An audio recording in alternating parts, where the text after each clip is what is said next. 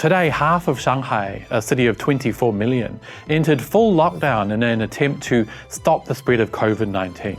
But why not the whole city? And we check in with my colleague Emma, who tested positive and has just spent her first night in central quarantine. Let's get reporting. 大家好，欢迎回到外媒看中国，我是安博然。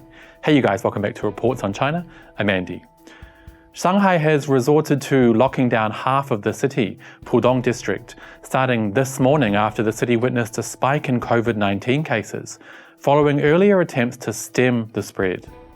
Yesterday alone, the city recorded 50 new symptomatic cases and 3,450 asymptomatic cases, numbers which may seem low compared to other parts of the world, but are in actual fact the highest Shanghai has ever witnessed. Shanghai has been at the forefront of China's fight against the virus, and for a long time took in a huge percentage of the country's imported cases of the virus when Chinese nationals returned to the relative safety of China at the start of the pandemic. It has never been locked down before, despite many other major cities in the country enduring citywide lockdowns. So why is Pudong locked down, and what does it mean? Basically, because Shanghai is a huge economic centre and hugely important to global trade, the local government has been reluctant to enforce a citywide lockdown. In the last few weeks, it's trialled a new method called grid screening, which saw residential communities across the city locked down for 48 hours in a staggered format while residents underwent COVID screening. Shanghai is basically split in half by the Huangpu River, with Pudong, which literally means east of the Huangpu River, being locked down first, followed by Puxi, which means west of the Huangpu River.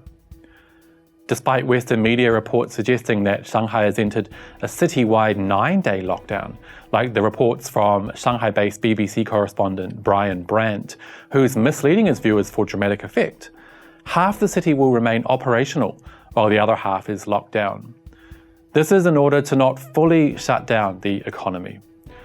But first, let's take a look at that BBC reporter's hilarious response after being called out.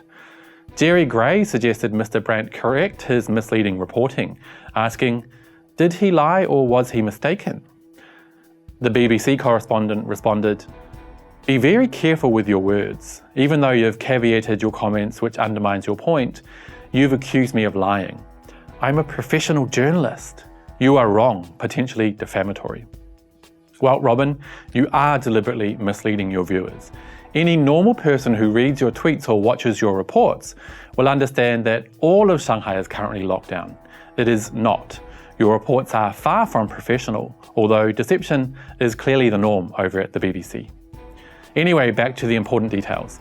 What exactly do the lockdowns involve? Pudong, as well as a few other districts like Chongming, will be locked down from 5 a.m. this morning until 5 a.m. on April 1. The rest of the city will lock down from 3 a.m. on April 1 until 3 a.m. on April 5.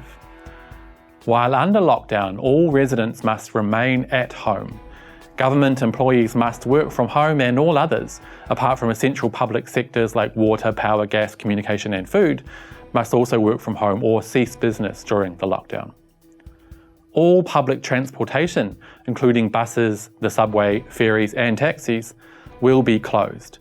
Now, this is quite significant because even back in early 2020, when COVID first hit, Shanghai's public transportation remained fully operational. Shanghai residents will be required to take regular COVID tests as instructed.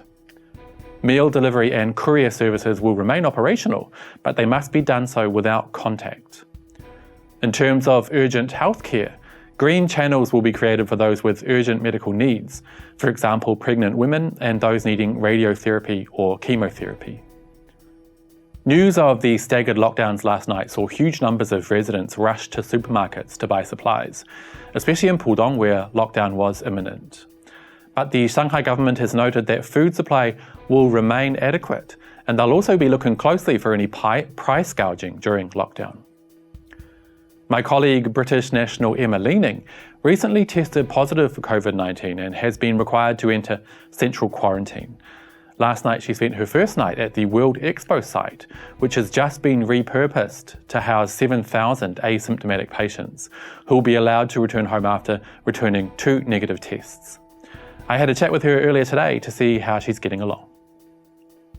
So, arriving at the quarantine site, I came from a quarantine hotel, and we, like a huge coach picked us up. But I had a sneaky suspicion that it was going to be the expo site because I'd been told that new cases were all being sent this way. And then sure enough, we pulled up and here I am. And the first thing that hit me when I came through the big doors into the main room, and when I say room, we're talking like airport hangar kind of, massive chough-off room. The instant thing that hits you is the beds, like just a sea of beds. And there wasn't that many people here. I think I was, one of the first here. And that in itself was quite surreal. It was almost like the calm before the storm. Apparently, there are 7,000 beds in this room, which is just, bonkers, right? And in terms of how many people are here, I'd say we're probably about, maybe a quarter full. My Chinese language skills are, they're all right, I can get by, but it's, basic conversation. So I guess that kind of throws another element into this whole experience. I haven't seen another member of the international community yet. I think it's just me. When you arrive, you get a bucket, like a little basin-y thing, a little plastic basin thing, and a flannel, and then like a couple of other bits. And I saw that she was soaking her feet, and that just sort of looked like heaven. So I went and got myself some hot water, and then I shared with her some of the shower gel that I had, and we both just sat there soaking our feet for a bit, just taking it all in, and that was really nice. My symptoms in terms of COVID are really mild, and I'm actually feeling much better in that sense today than I was yesterday and the day before. But I've not slept, and that's really tough when you're not feeling great. And it also makes the conditions that you're in harder to kind of deal with, mentally and physically. It kind of makes that harder. It's hard to sleep because of all the noise. It's not just the snoring, although that's the major one, but there's kind of, iPhones and iPads and all that kind of stuff going on at all hours, and, the big, like all the lighting stays on super bright. They don't kind of dim any of the lights, sorry. So, it's not kind of set up for the rest that everybody keeps telling me to get. And communities kind of, it's another thing that's kind of really stood out for us. Little things like, sharing bits with, whoever it is you're sort of bunking next to and stuff. It pulls you together, and it keeps you going. So I think community, as much as, our community is struggling and really going through it at the moment, it's community spirit that I think will be one of the things that brings us through the other side. Emma is sharing her experience in central quarantine, warts and all, on her Twitter account, Leaning Emma.